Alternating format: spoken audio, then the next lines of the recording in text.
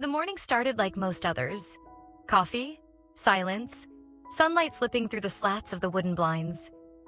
I stood barefoot in the kitchen, spoon circling inside the cup with the slow rhythm of someone who didn't want to start the day but had no excuse not to. He was already gone. Left early, as usual. Business meetings, numbers, polite nods, colleagues. I didn't resent his work. Not exactly. It just took up too much space. Too much of him. Our house looked perfect from the outside.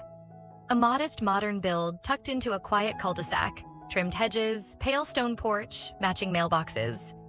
His and hers, like everything else in our life. Neat, controlled, predictable. I was folding laundry when I saw the first thing that didn't belong. My phone buzzed on the windowsill. A message, not for me. He was watching you again. Be careful. No name, no context, no sender in my contact list. But I knew. I didn't even have to think. I looked up instinctively, and there he was. Across the fence, sleeves rolled, eyes lowered, fixing something near the base of the old cedar posts. The neighbor. He hadn't lived there long. A few months, maybe. We'd exchanged the occasional smile, a nod while taking out the trash, the kind of polite acknowledgement neighbors owe each other. But I'd felt it before. The pause. The moment too long. The glance that held just a second past appropriate. He didn't look over that time. But I stood there longer than I should have. The rest of the day passed in a haze of mechanical tasks. I cleaned the fridge, organized the spice rack, changed the bed sheets. Things I hadn't touched in weeks. I told myself I was just being productive, that I wasn't unsettled, that the text didn't mean anything. But I kept looking toward the window, and he was there again, still working on the fence. The same slow, patient movements, as if time worked differently on his side of the yard. That night, I couldn't sleep. Not from guilt, from restlessness. A thick kind that sticks to your ribs and makes the sheets feel too heavy. I turned over and over beside my husband, whose breath stayed steady, chest rising and falling in a rhythm I used to know by heart. Now, it just felt distant. I reached out and touched his arm lightly. He didn't stir. Or maybe he did and didn't care. It's not that he doesn't love me. He does, in his way. We don't fight. We make dinner together on weekends. We ask each other how work went. He buys me flowers on my birthday. Always the same bouquet. White roses and tulips. Predictable. Polite. But he stopped seeing me. I don't mean watching. I mean seeing, noticing, wanting. Touching without agenda or obligation. That part faded slowly until even I started doubting if it ever existed. Now, even when he did reach for me, it felt like a checklist. A nod to routine. His hands were careful. Too careful. I didn't want careful anymore. The next morning, I found something else. On top of the fence, tucked between the boards where two planks were uneven, a flower. A small one, wild, imperfect. Purple with frayed edges. Not store-bought, not dramatic, just placed there. Deliberately. I didn't know when he'd left it. I only knew it wasn't meant for someone else. I stood staring at it for a full minute. Then, without thinking, I reached out and touched it. It was still cool from the night air. Later that day, as I stepped outside to bring in the cushions from the patio, I saw him again. He was walking toward his garage, keys in hand. He glanced up. He didn't smile. Just looked. Steady. Director. It wasn't flirtation. It wasn't even invitation. It was a question. I didn't have an answer. Not yet. But I knew I wanted to keep being asked. I never wore that robe outside. Not because it was revealing, quite the opposite. It was thick, beige, cinched high on the waist, with sleeves long enough to cover my wrists. But something about it made me feel undone. Like stepping out in it meant I hadn't planned to be seen. Like it said too much without saying anything at all. And yet, that morning, I wore it when I walked outside with the recycling. My hair was damp. I hadn't bothered with makeup. It wasn't intentional. I hadn't decided to look vulnerable. But when I caught my reflection in the sliding door, I didn't move to fix it. I looked like someone who hadn't slept. Someone who felt too much and didn't know where to put it. He was in the driveway, crouched beside the front wheel of his car, checking tire pressure or something equally ordinary. But he stood when he saw me. Not abruptly, just fluidly, like water shifting directions. His shirt was dark gray and hung loose around his shoulders. His forearms were tanned, speckled with sawdust. I noticed everything. I hadn't spoken to him in days. Not since the flower. Not since that look. And yet, without thinking, I asked, "Everything all right with your car?" He nodded. "Just routine." "You?" I said something. I don't remember what. Something about the weather, or maybe the trash schedule. It didn't matter. The words were placeholders. The space between us wasn't made of language. It was made of something slower, heavier. I moved to lift the recycling bin, but it was heavier than usual. Waterlogged, maybe. Before I could adjust my grip, he was already stepping forward, one hand on the edge. "Let me." I should have said no. I didn't. I stepped aside. We walked toward the alley behind the house, and as we reached the gate, he paused. I turned, expecting him to hand me the bin. Instead, he stood still, watching me in a way that made my breath stumble. It wasn't the way men look when they want something. It was the way people look when they've already made peace with wanting it. And in that moment, everything slowed. The wind died. The air thickened. Even the distant hum of a lawnmower became background to something much louder that didn't make a sound. He said nothing. And then, as if it were the most natural thing in the world, he leaned closer. I didn't move. I didn't step back. My fingers clutched the tie of my robe, not from fear, but from the strange sensation that I might fall forward. His mouth touched mine like a question. Not eager, not hesitant. Just quiet, certain. And the second it happened, I knew I wouldn't stop it. Not now. Maybe not ever. It wasn't cinematic. There was no swelling music or dramatic spin. There was warmth. Pressure.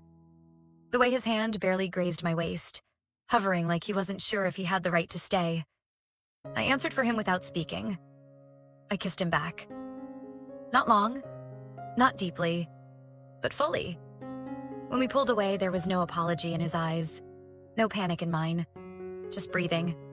Heavy, raw, real. Then the world resumed. A bird flapped nearby. A car door slammed down the street. The hum of everyday life crept back in. And yet, something was now irreversibly shifted. I didn't run. I didn't rush inside. We stood there for another moment, still not speaking. Then he turned and walked back toward his garage. I watched his back as he moved, the way his shoulders rolled, the way he didn't look over his shoulder. It wasn't a retreat. It wasn't shame. It was restraint. Inside the house, everything looked the same. The kitchen counters still shone. The coffee still sat cooling in the pot. But I leaned against the closed door, hand still on the handle, and felt something in me pulse back to life.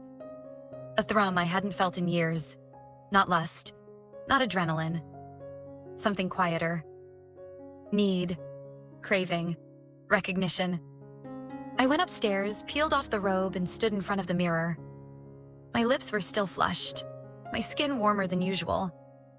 I didn't look like someone who had been kissed. I looked like someone who had remembered she was worth kissing. Later that day, I baked. Not because I had to, but because I needed to do something with my hands. Flour, sugar, movement, repetition. It gave me structure. Gave me space to think without spiraling. But even as I moved through the motions, I kept tasting that kiss. When my husband called from the office that evening, his voice was the same as always. Steady, polite, distant. "How was your day?" "Quiet," I said. "Did some baking. Save me a piece?" "Sure." He didn't ask what kind. He never did. That night, I set aside 2 slices of lemon loaf, one wrapped neatly in cling film, the other on a small plate. I left the plate by the fence. Not hidden, not announced. I didn't know if he'd take it, but I knew he'd know it was for him. I didn't hear the car pull into the driveway. It wasn't supposed to be there. Not that early. Not on a Wednesday. I was folding towels in the hallway when the front door opened with the kind of casual familiarity that didn't belong to strangers or surprise visits. His suitcase landed near the coat rack with a dull thud. "Conference got canceled," he called out, dropping his keys in the ceramic bowl we kept by the door. Thought I'd work from home for a few days. My hands froze mid-fold. I stood there, still holding a corner of terry cloth, my mind scrambling to realign itself with the sudden shift. I wasn't prepared. Not emotionally, not mentally, not practically. He was supposed to be gone for 3 more days. I inhaled sharply through my nose, forced a smile onto my face before walking toward the foyer. He looked the same as always. Tired eyes, collared shirt slightly wrinkled from travel, that familiar blend of cologne and airplane air. When he kissed my cheek, I let it linger a second longer than usual, just to see if he'd notice. He didn't. "I'll just shower," he said, already heading upstairs. The bathroom door clicked shut behind him, and I exhaled, standing there in my bare feet on the hardwood floor, the silence already rearranging itself into discomfort. For the next 2 hours, I moved through the house like I was being watched. And I was. By myself. Every step felt too loud, every movement too sharp. I kept thinking about the plate by the fence. I had no way of knowing if it was still there, if he had taken it, if he'd read anything into it, or if he knew my husband had come home and decided to leave it untouched as a gesture of caution. My heart felt like it was living in my throat. That afternoon, my husband set up his laptop at the kitchen table. He worked in that meticulous way of his, barely blinking, fingers dancing across keys with quiet confidence. I made lunch, more for the sake of noise than hunger. The clinking of utensils and the hiss of the skillet offered some kind of cover. When I set the plate in front of him, he didn't look up, just muttered a soft, "Thanks." I sat across from him, eating mechanically, barely tasting the food. Later, I stepped outside under the guise of checking the mail. The plate was gone, but something else had taken its place.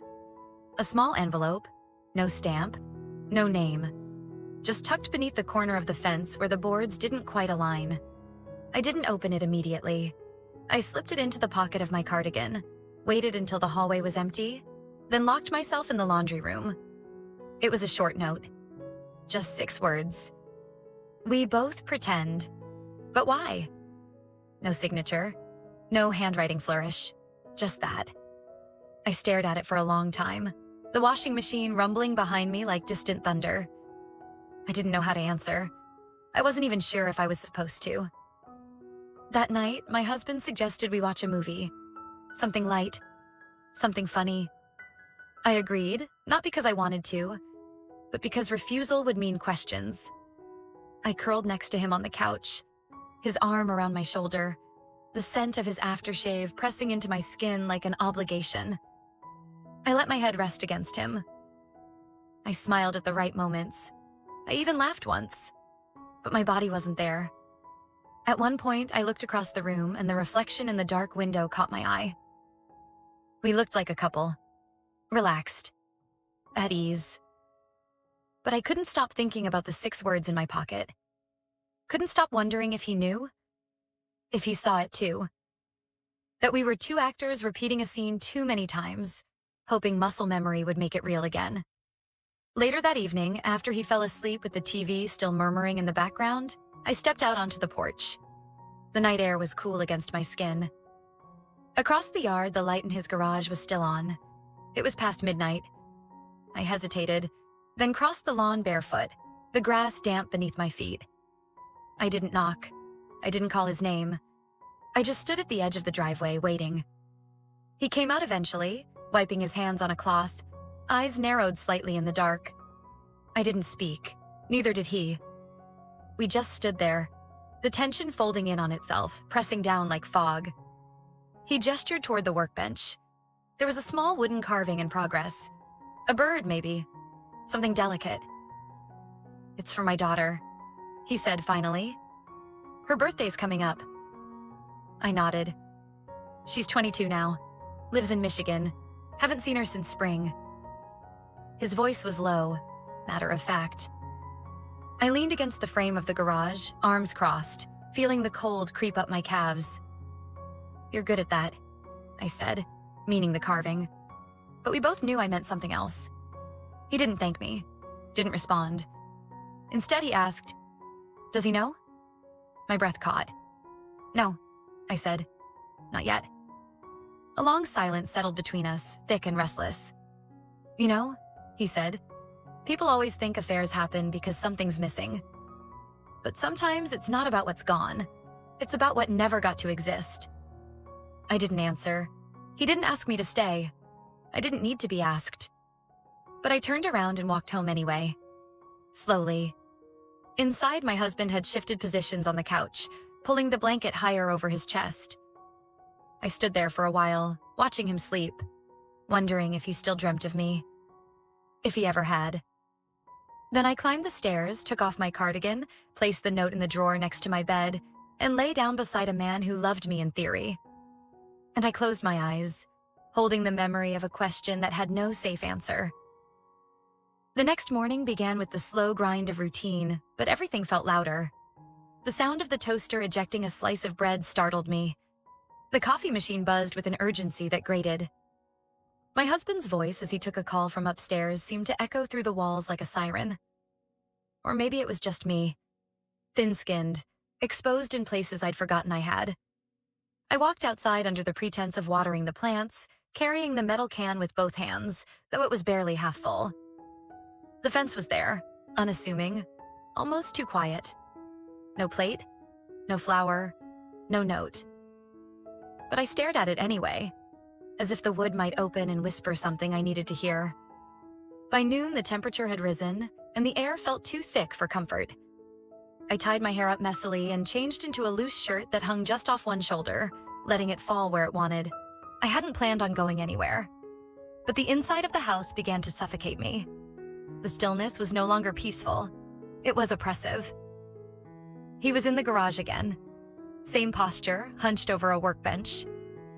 The door was open, letting in a streak of sunlight that cut across his back, drawing sharp angles through the dust in the air. I walked over slowly, no explanation rehearsed, just movement toward what I didn't want to name. He didn't look up until I was already inside. His hands were stained with varnish, sleeves pushed up, jaw unshaven. There was something almost ritualistic in the way he sanded the edges of the carving, turning it slowly with focus that belonged to someone trying to stay sane. "I didn't come to stay long," I said. "I just needed to step away." "From what?" He knew the answer, but he let me fill the space with something truer than my usual excuses. "From being good," I said. He set the carving down gently and wiped his hands on a cloth, eyes fixed on the grain of the table. There were a few seconds, quiet ones, where I almost cried. Not because I was sad, because being seen without explanation has a weight of its own, and I could feel it pressing into my chest like a secret begging for air. In the corner of the garage, I noticed a photo. A small one, curled at the edges, pinned to the side of a shelf. It was a party shot. Out of focus, too dark, faces half turned. But there I was, blurry in the background, laughing mid-sentence, glass in hand. The image must have been taken weeks ago, maybe longer. I hadn't known I was in it.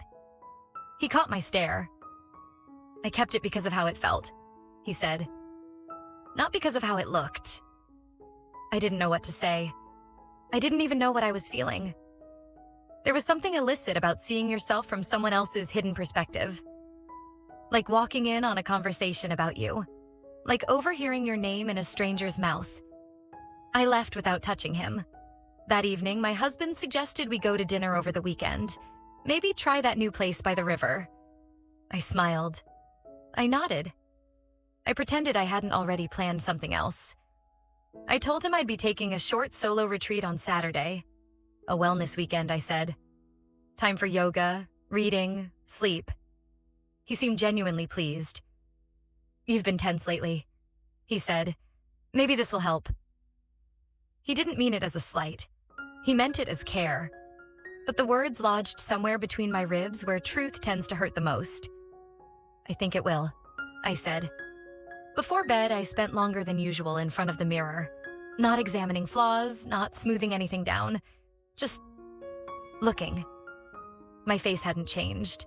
My body hadn't changed. But something behind the eyes had.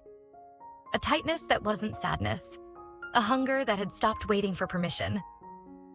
As I slid under the sheets beside my husband, he turned toward me and placed his hand on my waist. Gentle, familiar. But even with his touch, I felt a part. Not because I didn't love him, but because love isn't always the thing that fills you.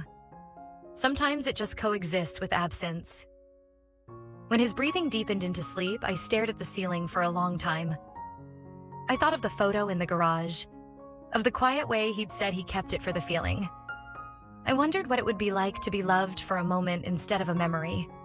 I told myself the tea was just a neighborly gesture, that I was simply being polite, that offering a warm drink on a cool afternoon didn't mean anything, and if it did, it was the kind of thing no one would question. But when I baked the scones that morning, lemon and lavender his favorite, though he'd only mentioned it once in passing, I already knew I was lying to myself. I set the table with more care than usual.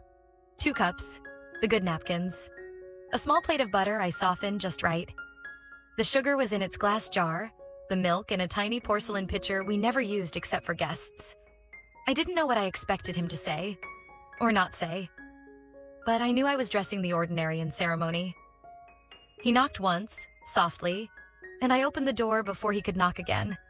He didn't come empty-handed.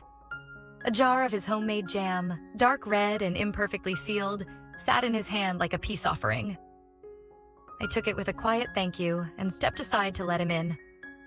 The kitchen filled with silence and steam. He sat across from me, fingers tracing the edge of his cup, eyes not wandering but also not fixed. We spoke about small things first. How the mornings were colder now, how the neighborhood was quiet since the Wilsons moved. He mentioned a raccoon had been getting into his trash bins. I laughed lightly, not because it was funny, but because it gave me something to hold on to. Then the silence shifted, grew dense. He looked at me and tilted his head slightly, as if searching for something in the lines of my face. "You don't look tired," he said. I blinked, confused. "What do you mean?" "You told me last time you were tired of being good, but you don't look tired now." I didn't have a response. I sipped my tea instead, though it had already cooled. The porcelain felt heavy in my hand. He leaned back slightly, fingers still on the rim of his cup. "I'm not trying to push you. I just don't know where we stand. And I don't think you do either." His honesty didn't sting. It landed like something I had expected but wasn't ready to hear out loud. "I'm not avoiding it," I said. "I just haven't figured out what it means yet." He nodded, slowly. His eyes didn't leave mine. Then he stood, rounded the table, and stopped a foot away. My breath hitched, not from fear, but from anticipation I could no longer deny. The room felt smaller, like everything outside those 4 walls had folded in. He reached for my wrist, lightly, as if waiting for me to flinch. I didn't. His thumb traced a line along the inside where the skin was thin and warm.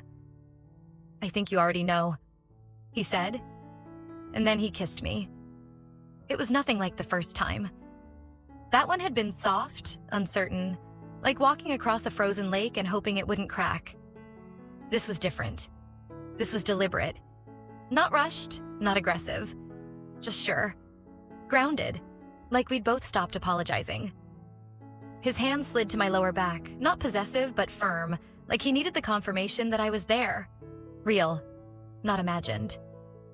I leaned into him before my mind could interfere, before guilt or reason or memory could wrap themselves around the moment and strangle it. We didn't speak when it ended. We didn't have to. The moment filled every silence we could have tried to cover with words. He stepped back. I looked away. My fingers trembled when I touched the edge of the table. Then the sound I hadn't expected. My phone vibrated against the counter. His eyes followed the noise, then looked back at me. I glanced at the screen. My husband's name. I didn't pick up. He watched me let it ring, watched me breathe through the sharp ache of that decision. I didn't offer an explanation. He didn't ask for one. A minute later, he walked to the door. Before opening it, he paused, one hand on the frame. "I won't show up again unless you want me to," he said, "but I hope you do." And then he left. I didn't move for a long time. The kitchen looked the same. The plates were still in their places. The tea had gone cold. But nothing felt familiar anymore. I could still taste the kiss, still feel the heat where his hand had rested. My body remembered everything. Eventually, I picked up my phone and stared at the missed call. I could have called back, said I'd been in the shower, that I hadn't heard it, that nothing was wrong. Instead, I slid the phone into the drawer. Upstairs, I opened my closet and ran my hands along the hangers. Silks, cottons, neutrals. Everything safe, everything calculated. I pulled out a black camisole I hadn't worn in over a year. It felt too thin for this weather, too bold for this life. I put it on anyway and stood in front of the mirror. There she was, the woman I'd forgotten, the one who once felt things first and reasoned later. And just for a moment, I didn't feel like a liar. I felt alive. When Saturday morning arrived, the air felt lighter, crisper somehow, as if it had shed a heavy coat overnight. The weekend retreat I'd planned, something to clear my head and quiet my conscience, had seemed like a good idea when I booked it. Now though, standing beside the open suitcase, I felt an odd emptiness, a hesitation I hadn't expected. It wasn't regret exactly. More like the absence of a desire I'd convinced myself I should have. I packed lightly, placing clothes into the bag with a methodical calm that belied my thoughts. Each shirt folded neatly, each pair of leggings aligned. But my mind wasn't there. It drifted back to that moment in the kitchen, the way his thumb had brushed against the thin skin of my wrist, a single touch that lingered like a whisper hours later. I left the house quietly, barely making a sound. My husband was already downstairs, distracted by his laptop. He barely glanced up when I murmured my goodbye. His nod was automatic, and for once I was grateful for his distraction. I didn't want to pretend right now. I wasn't sure I had it in me. The drive was uneventful. Miles slipped by beneath my tires, familiar streets turning into long stretches of empty road. The hotel, a small, secluded place just beyond the city limits, was precisely what I'd imagined.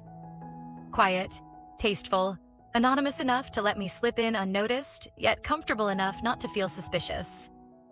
In my room, I unpacked slowly, placing my belongings around as if marking territory in an unfamiliar landscape.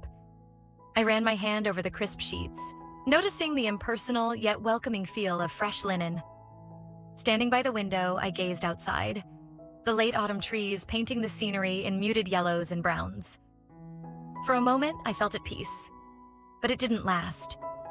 Soon my thoughts returned home, returned to him. I reached into my bag and found the camisole I'd slipped in at the last moment. Black silk, delicate lace trim, something that didn't quite belong to the person I'd become.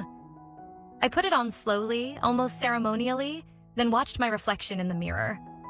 The woman staring back at me looked restless, daring, someone I was still getting to know again. The retreat schedule sat untouched on the dresser. Morning yoga, afternoon meditation, an evening lecture on mindfulness. It sounded pleasant, beneficial even, but I felt resistant to all of it. I wanted stillness, yes, but not the type the retreat offered. I wanted the stillness of holding my breath just before the leap, of tension so thick it made every heartbeat count. I sat on the edge of the bed and picked up my phone, fingers hovering over the screen. I wondered if I should text him, even a simple message, something innocent enough that it wouldn't invite questions but meaningful enough to convey my thoughts. But every sentence I crafted seemed too direct, too open-ended, too eager. Instead, I set the phone down, stood, and moved toward the small balcony. The air was brisk, refreshing against my bare arms. I wrapped myself in the shawl I'd brought, closing my eyes, breathing slowly. Even here, miles away, I could still feel the memory of his touch. My skin remembered him better than I could. Time passed differently in solitude. It moved slowly at first, then quickly, then not at all. By evening, I felt more restless than ever. Dinner was quiet, uneventful, filled with polite small talk from other retreat attendees, women who came here to find something they'd lost or perhaps never had. I smiled politely but felt disconnected, separate from their experiences. They spoke of reclaiming peace, finding stillness.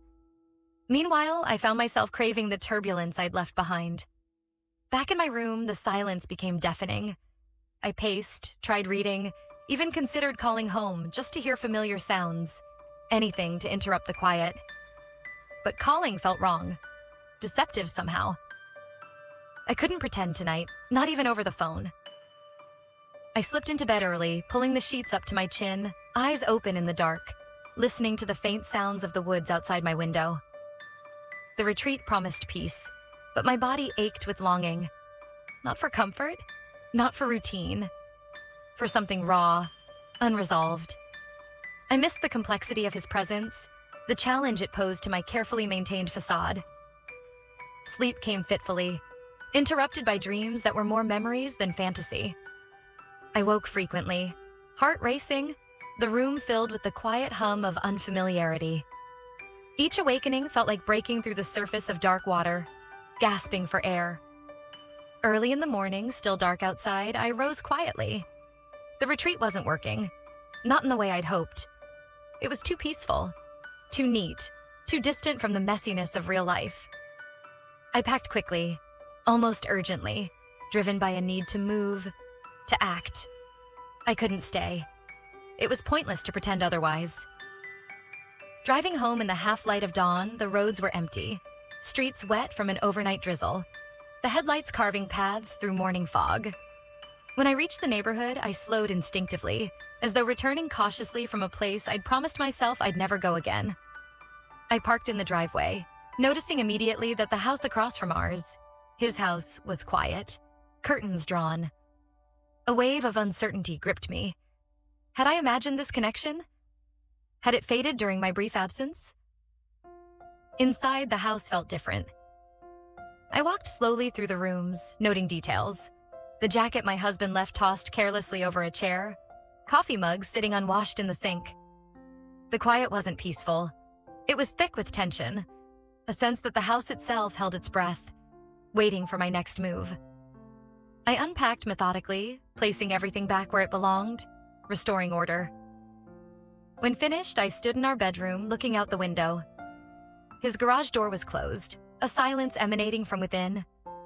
Then, in an act more impulsive than I thought myself capable of, I went downstairs, opened the front door, and stepped outside. The air was damp, charged. I crossed the lawn slowly, heart thudding, stopping at the fence. My fingers traced the rough wood, feeling splinters beneath my touch. And then, finally, I saw it. A small wooden bird resting on top of the fence. It was beautifully carved, delicate, placed carefully as though waiting for me. I picked it up, feeling its smooth contours. It was a message clearer than any note or text could have been. I turned, clutching the carving, and walked back to my house, leaving the door ajar behind me, an invitation unspoken but unmistakable. The small wooden bird sat on my bedside table, quietly holding secrets. Each morning when I woke, it was the first thing my eyes searched for, proof that what had happened wasn't just a fleeting dream. My husband moved through the house obliviously, trapped in his rhythms, unaware of the subtle shifts happening beneath our careful facade. Over the following days, I waited anxiously for something else. Another gesture, another quiet signal. But nothing came. The neighbor's garage door remained shut, curtains tightly drawn, and no lights appeared in his windows at night. His absence felt intentional, strategic, almost painful. In the evenings, my husband made efforts that he usually didn't. He ordered in dinner from places we once loved, opened wine he'd saved for special occasions, played music that reminded us of earlier times. Days when we laughed easily, talked openly, touched freely. He did all the right things, all the careful, earnest attempts at closeness. And yet, I felt further away from him than ever.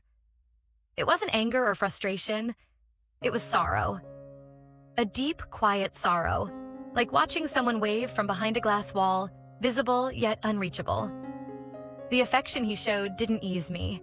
It intensified the ache, reminded me of what we no longer were, and perhaps never would be again. Late one evening, after we finished another carefully staged romantic dinner, my husband took my hand across the table, holding it gently, as if afraid to break it. "I miss you," he said quietly, eyes searching my face. The raw honesty startled me. I knew what he meant. Not physical absence, but something deeper, harder to reclaim. For a moment, I wanted desperately to admit everything, to break the careful silence and spill the truth between us. But the words stuck in my throat, tangled in guilt and uncertainty. Instead, I squeezed his hand lightly and smiled in a way I hoped looked genuine. But that night, sleep never came. I lay awake, listening to his even breathing, feeling the distance in each quiet exhale. Eventually, I rose silently and moved to the window, staring across at the darkened house across the street, willing something, anything, to change. 2 days later, as if answering an unspoken plea, I found an envelope waiting in our mailbox. My heart raced at the sight of it, recognizing the paper immediately. The same plain, unmarked envelope he'd used before. Inside was a brief handwritten note. There's a train leaving tomorrow. I have 2 tickets. I'll be there at 7. Decide. Just that. Simple words. No grand declaration, no explanations. The weight of the decision pressed heavy in my chest. All evening, I moved through the house as though sleepwalking, heart pounding quietly beneath the calm exterior. My husband watched me from the couch, frowning slightly as I folded laundry mechanically, barely hearing his words, nodding absently when he asked me questions. Everything felt far away, muffled by the roaring of my own thoughts. Later, in the privacy of our bedroom, I took out the note again, rereading it until the letters blurred. My mind raced through scenarios. What if I went? What if I stayed? Each path held consequences. Each choice would tear something from my life irreparably.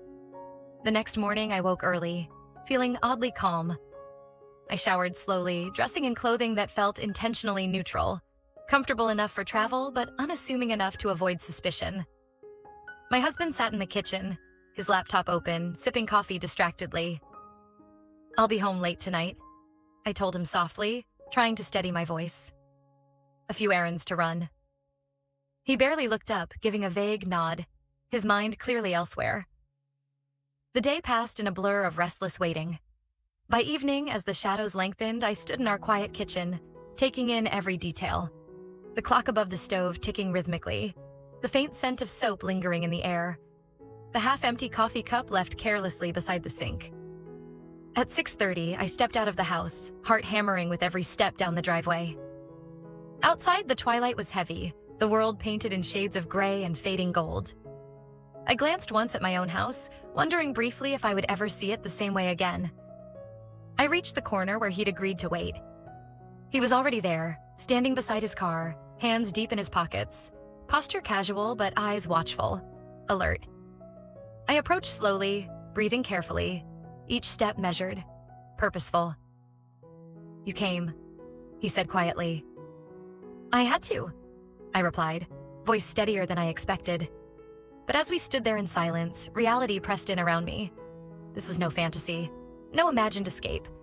This was real, irreversible, devastatingly tangible. He watched my hesitation carefully. Then softly, almost painfully, he asked, Are you sure? The question hit me harder than I'd anticipated. Was I sure? Could anyone be sure of something that might alter their life completely? I looked into his eyes, searching for certainty, searching for reassurance. All I found was a mirror.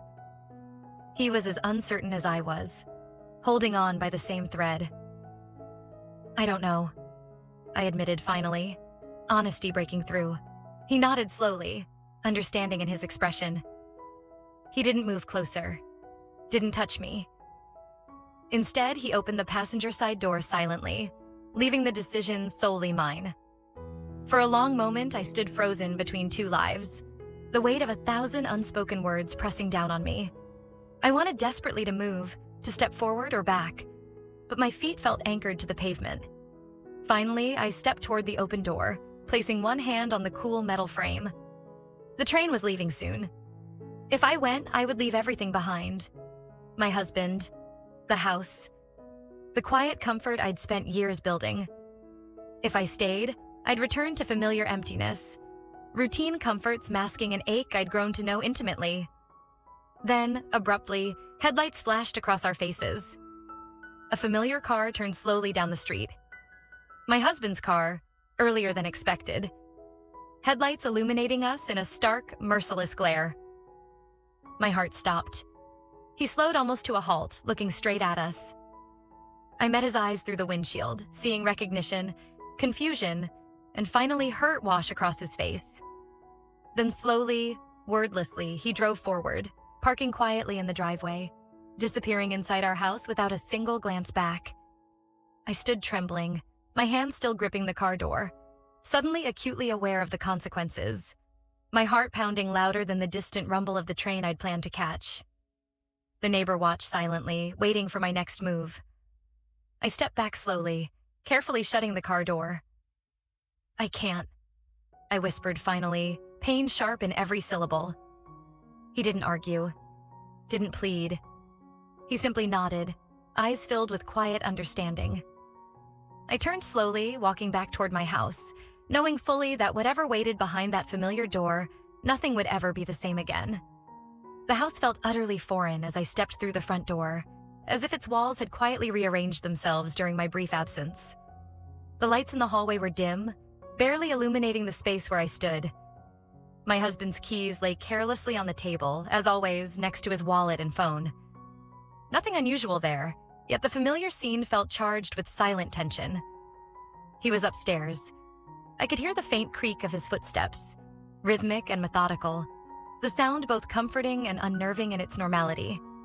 I hesitated at the foot of the stairs, listening carefully, trying to gauge his mood from the subtle sounds overhead. But the house gave nothing away. It guarded its secrets behind silence and shadow. Slowly, carefully, I made my way up, each step feeling heavier than the last. When I reached the bedroom, he stood near the window, his back to me, posture rigid. He didn't move when I entered, didn't acknowledge my presence.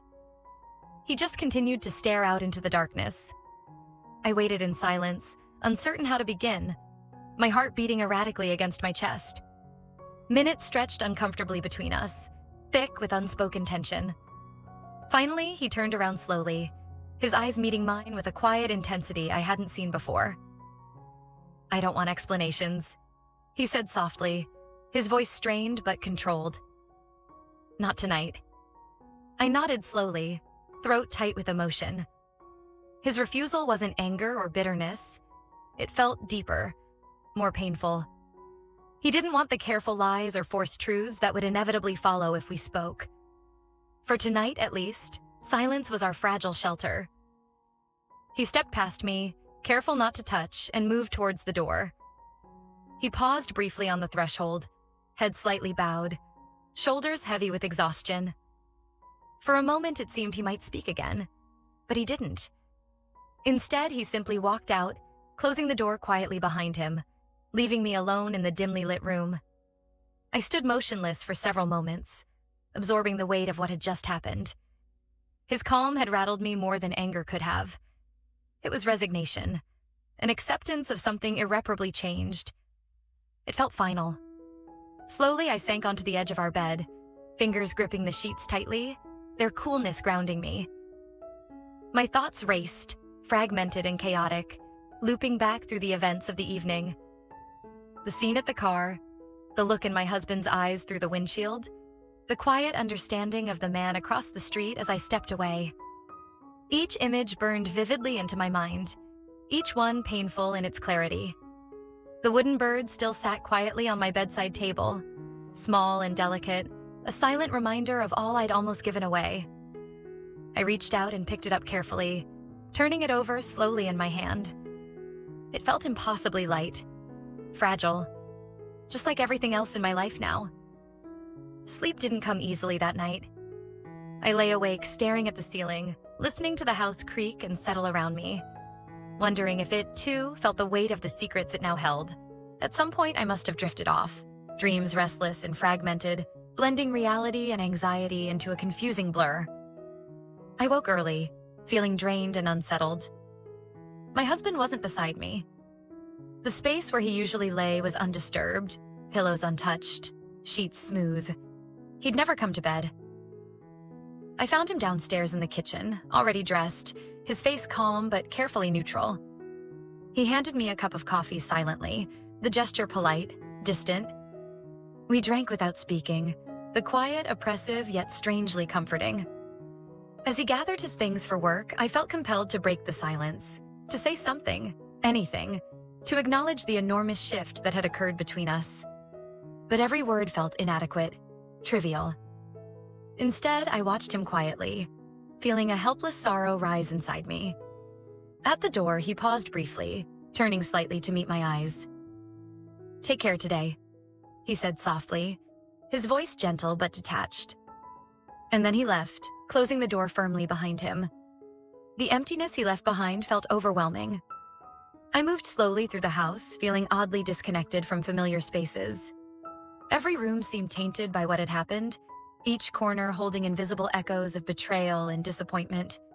I spent the day trying to find distraction, reorganizing closets, cleaning countertops, arranging furniture, anything to keep my thoughts at bay. But it didn't help. The quiet of the house kept whispering the truth back to me. By evening, I couldn't bear the silence anymore. I stepped outside, needing air, movement, anything different. The sun was low, casting warm amber shadows across the yard. I glanced instinctively toward the neighbor's house. Everything was silent there, too. The curtains still drawn, the garage closed tight. In that moment, I understood clearly that I was alone in this. Neither man would step forward now. One had chosen distance out of respect, the other out of quiet hurt. Both waited for my move, my decision, my clarity. But clarity felt impossibly far away, obscured by guilt and longing. When darkness finally settled, I returned inside and wandered through the rooms restlessly, feeling trapped within the familiar walls. I paused by the window, staring out again toward his house, waiting hopelessly for something. A movement, a sign. But the windows remained dark, silent, indifferent. In bed that night, I tossed restlessly, exhausted yet unable to find peace. Eventually, sleep overtook me, dragging me down into uneasy dreams filled with glimpses of the choices I'd made, the chances I'd missed, the damage I'd inflicted unintentionally. When I woke again, morning sunlight filled the room, warm and bright, a stark contrast to my tangled emotions. I sat up slowly, looking around the familiar space, feeling strangely detached. A new resolve quietly stirred within me. This couldn't continue. The uncertainty, the waiting, the silence. It was too heavy a burden to carry indefinitely. Downstairs, I found a neatly folded note waiting for me on the kitchen counter. My heart quickened as I opened it slowly, recognizing my husband's careful handwriting immediately. It was short, simple, and yet its quiet finality stunned me. "I need space to think. I'll be staying at a hotel for a few days. Please respect this."